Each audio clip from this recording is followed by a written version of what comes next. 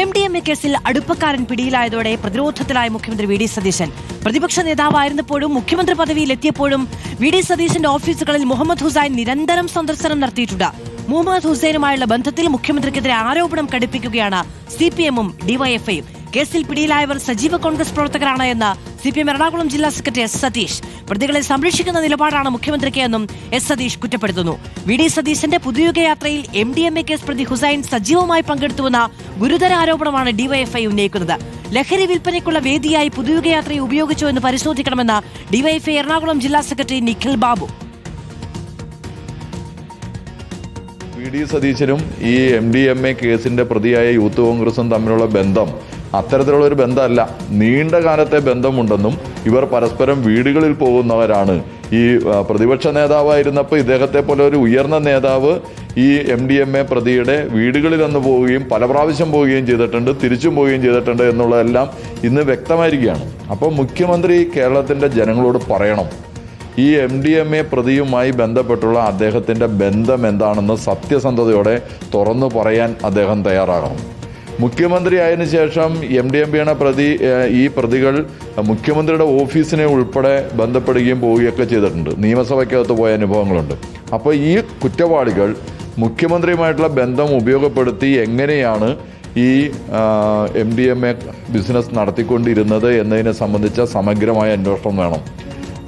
V D Satheesan പ്രതിപക്ഷ നേതാവായിരുന്നപ്പോൾ നയിച്ച പുതുയുഗ യാത്ര, ആ പുതുയുഗ യാത്രയിൽ ഈ പറയുന്ന ഹുസൈൻ വളരെ സജീവമായിട്ടുള്ള പങ്കാളിയാണ് എന്നുള്ളതാണ് അറിയാൻ കഴിയുന്നത്. യാത്രയിൽ ഉടനീളം പങ്കെടുത്തിട്ടുണ്ട് എന്നൊക്കെ ഉൾപ്പെടെയുള്ള വിവരങ്ങളാണ് ഇപ്പോൾ പുറത്തു വന്നുകൊണ്ടിരിക്കുന്നത്.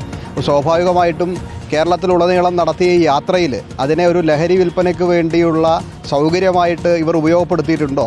ഇത്ര സജീവമായിട്ട് 500 ഗ്രാം MDMA-യുടെയൊക്കെ ഉൾപ്പെടെ വിപണനം നടത്തുന്ന വലിയ ശൃംഖലയായി പ്രവർത്തിക്കുന്ന ഈ യൂത്ത് കോൺഗ്രസിൻ്റെ നേതൃത്വം, കോൺഗ്രസിൻ്റെ അടക്കം ജില്ലയിലെയും ജില്ലയ്ക്ക് പുറത്തുള്ള പ്രധാന നേതാക്കളൊക്കെ ആയിട്ട് ബന്ധപ്പെട്ട് വളരെ അധികം അടുപ്പം കാത്തു സൂക്ഷിക്കുന്ന ഈ ഹുസൈനെ പോലെയുള്ള ഈ പ്രതികൾ പുതുയുഗ യാത്രയിൽ അതിൽ ഈ സംസ്ഥാനത്തുടനീളം സഞ്ചരിക്കുന്ന സമയത്ത് അവരുടെ ലഹരി കച്ചവടത്തിന് വേണ്ടിയുള്ള വേദിയായിട്ട് ഇതിനെ മാറ്റിയിട്ടുണ്ടോ?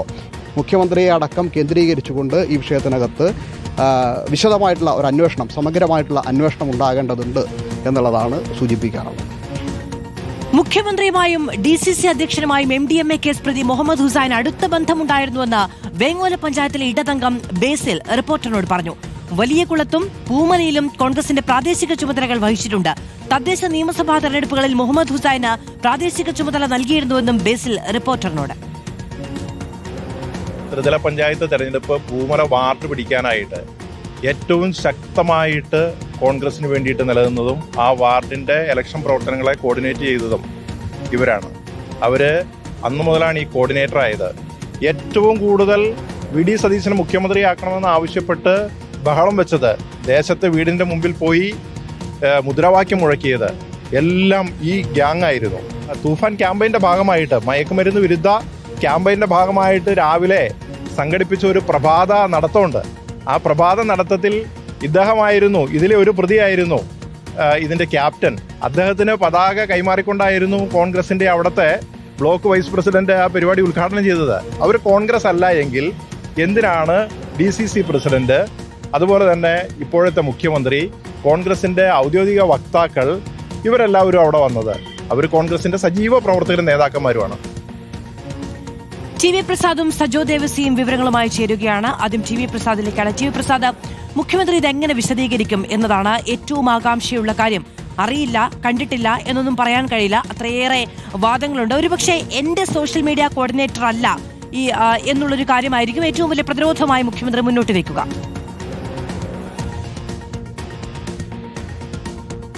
അതുതന്നെയാണ് എല്ലാവരും ഉറ്റുനോക്കുകയും ചെയ്യുന്നത്. മുഖ്യമന്ത്രിക്ക് ഇതിൽ എന്ത് പറയാനുണ്ടാകും എന്നുള്ളതാണ്. ഇത് പറയുമ്പോഴാണ് മുമ്പുള്ള സോളാർ കേസ് നമുക്ക് ഓർമ്മ വരുന്നത് മാധു. അതായത് സോളാർ കേസിൽ അന്നത്തെ മുഖ്യമന്ത്രി ഉമ്മൻചാണ്ടിയുമായി സരിത എസ് നായർക്ക് അടുത്ത ബന്ധമുണ്ട് എന്ന് തെളിയിക്കാൻ ഉയർന്നു വന്നത് ഒരു ചിത്രമായിരുന്നു.